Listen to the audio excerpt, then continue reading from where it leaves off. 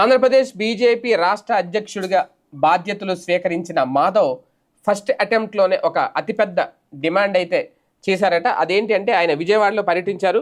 విజయవాడలో Lenin centre ఉందని అందరికీ తెలుసు.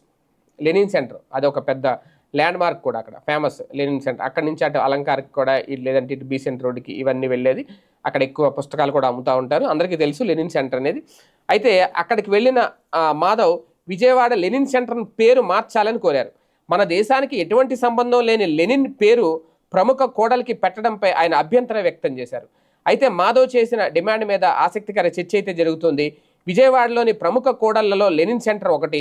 1980లో ఈ సెంటర్లో లెనిన్ విగ్రహం పెట్టినప్పటి నుంచి ఆ పేరుతో పిలుస్తారు.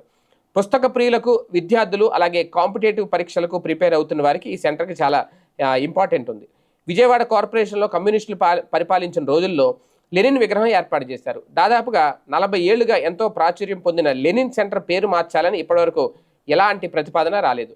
రష్యన్ విప్లవకారుడు, కమ్యూనిస్ట్ రచయితగా లెనిన్కి ఒక ప్రాముఖ్యత అయితే ఉంది. మన దేశంతో ఎటువంటి సంబంధాలు లేనప్పటికీ లెనిన్ స్ఫూర్తిని గుర్తించడానికి ఆయన విగ్రహాన్ని ఏర్పాటు చేశారు.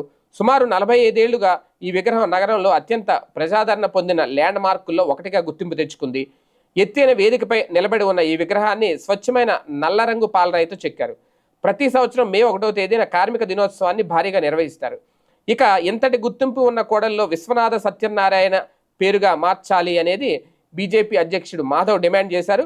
అయితే దీనిపై ప్రభుత్వం, ప్రజల నుంచి ఎలాంటి రిప్లై వస్తుందనేది చూడాలి. మొత్తానికి ఆయన మొదటి అంటే బాధ్యతలు స్వీకరించిన వెంటనే ఆయన తొలి డిమాండ్ ఇది. ఇక మున్ముందు మాధవ్ ఎలా ముందుకెళ్తారు అనేది ఆసక్తికరం.